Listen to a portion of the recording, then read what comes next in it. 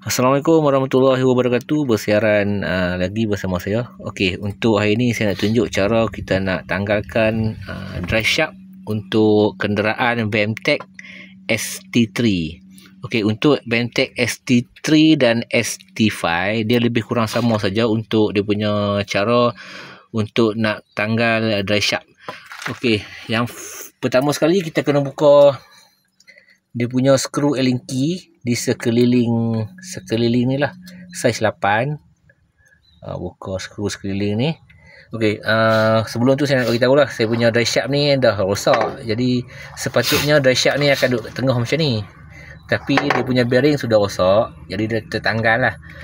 Okey, buka skru sekeliling ni, tanggalkan. Okey, untuk yang dekat axle, okey, drive shaft dari sana dia akan sambung ke axle. Okey, untuk ke axle kita perlu buka ni dulu, dia punya skru 4 batang ni.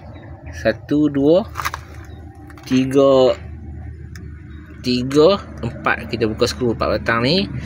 Lepas tu okey, dekat tengah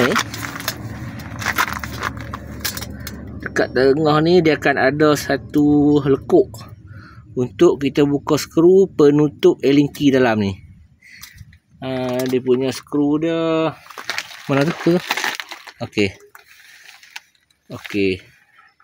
Ni sebenarnya bukan untuk tempat kita isi minyak tau, punya axle. Dia sebenarnya untuk macam penutup axle ni lah. Sebab dalam ni, sekejap saya ambil lampu.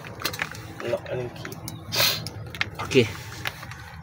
Sebab dalam ni, okey, kalau tuan-tuan nampak kan, dalam ni dia ada satu Allen key saiz 12.